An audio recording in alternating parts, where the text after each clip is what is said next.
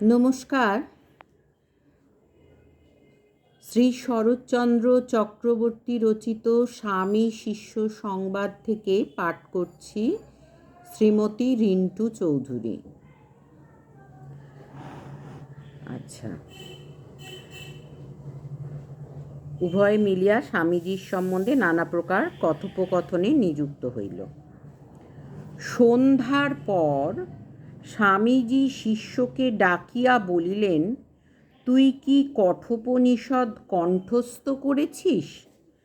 শিষ্য, না মহাশয়, শঙ্কর ভাষ্য সমেত উহা পড়িয়াছি মাত্র। স্বামীজি, উপনিষদের মধ্যে এমন সুন্দর গ্রন্থ আর দেখা যায় না।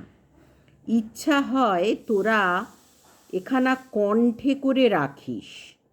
নচিকেতার ন্যায় শ্রদ্ধা, সাহস, বিচার ও বৈরাগ্য জীবনে আনবার চেষ্টা কর। শুধু পড়লে কি হবে? শিষ্য, কৃপা করুন যাহাতে দাসের ওই সকল অনুভূতি হয়। স্বামীজি, ঠাকুরের কথা শুনেছিস তো? তিনি বলতেন, কৃপা বাতাস তো বইছেই, তুই পাল তুলে দে না। কেউ কাকেও কিছু করে দিতে পারে কি রে বাপ? আপনার নিয়তি আপনার হাতে। গুরু এইটুকু কেবল বুঝিয়ে দেন মাত্র। বীজের শক্তিতেই গাছ হয়, জলবায়ু কেবল উহার সহায়ক মাত্র। শিষ্য, বাহিরের সহায়তারও আবশ্যক আছে মহাশয়। স্বামীজি, তা আছে, তবে কি জানিস, ভেতরে পদার্থ না থাকলে শত সহায়তায়ও কিছু হয় না। তবে সকলেরই আত্মানুভূতির একটা সময় আসে, কারণ সকলেই ব্রহ্ম। উচ্চ নীচ প্রভেদ করাটা কেবল ওই ব্রহ্ম বিকাশের তারতম্য মাত্র। ব্রহ্ম বিকাশের তারতম্য মাত্র। সময়ে সকলেরই পূর্ণ বিকাশ হয়। তাই শাস্ত্র বলেছেন, কালেনাত্মনি বিন্দতি। শিষ্য, কবে আর ঐরূপ হবে মহাশয়? শাস্ত্র মুখে শুনি কত জন্ম আমরা অজ্ঞানতায় কাটাইয়াছি। স্বামীজি, ভয় কি? এবার যখন এখানে এসে পড়েছিস তখন এবারেই হয়ে যাবে। মুক্তি, সমাধি এসব কেবল ব্রহ্মপ্রকাশের পথের প্রতিবন্ধগুলি দূর করে দেওয়া মাত্র। নতুবা আত্মা সূর্যের মতো সর্বদা জ্বলছেন, অজ্ঞান মেঘে তাঁকে ঢেকেছে মাত্র। সেই মেঘও সরিয়ে দেওয়া আর সূর্যেরও প্রকাশ হওয়া। তখন ভিদ্যতে হৃদয় গ্রন্থি ইত্যাদি অবস্থা হওয়া।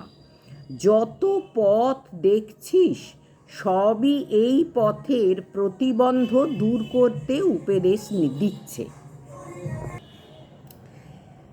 যে যেভাবে আত্মানুভব করেছে সে সেইভাবে উপদেশ দিয়ে গিয়েছে। উদ্দেশ্য সকলেরই কিন্তু আত্মজ্ঞান, আত্মদর্শন। ইহাতে সর্বজাতি সর্বজীবের সমান অধিকার, ইহাই সর্ববাদী সম্মত মত। শিষ্য, মহাশয়, শাস্ত্রের ওই কথা যখন পড়ি বা শুনি তখন আজও আত্মবস্তুর প্রত্যক্ষ হইল না ভাবিয়া প্রাণ যেন ছটফট করে। স্বামীজি, এরই নাম ব্যাকুলতা। ওইটে যত বেড়ে যাবে ততই প্রতিবন্ধরূপ মেঘ কেটে যাবে, ততই শ্রদ্ধার সমাধান হবে। ক্রমে আত্মা করতলামকবৎ প্রত্যক্ষ হবেন। অনুভূতি ধর্মের প্রাণ।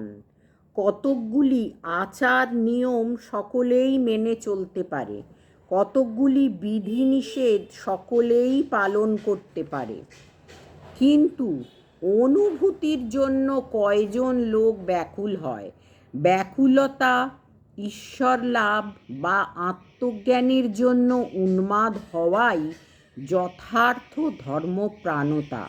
গোপীদিগের ভগবান শ্রীকৃষ্ণের জন্য যেমন উদ্দাম উন্মত্ততা ছিল, আত্মদর্শনের জন্যও সেইরূপ ব্যাকুলতা চাই। গোপীদিগের মনেও একটু একটু পুরুষ মেয়ে ভেদ ছিল, ঠিক ঠিক আত্মজ্ঞানে লিঙ্গভেদ একেবারে নাই। বলিতে বলিতে গীত গোবিন্দ সম্বন্ধে কথা তুলিয়া স্বামীজি বলিতে লাগিলেন। আজ এইটুকু। নমো শ্রীজ্যোতিরাজায় বিবেকানন্দ সুরয়ে সচ্চিদ সুখ স্বরূপায় স্বামিনে তাপহারিণে স্বামিনে তাপহারিণে স্বামিনে তাপহারিণে। ওম শান্তি শান্তি শান্তি। হরি ওম তৎসৎ। শ্রীরামকৃষ্ণায় অর্পণমস্তু।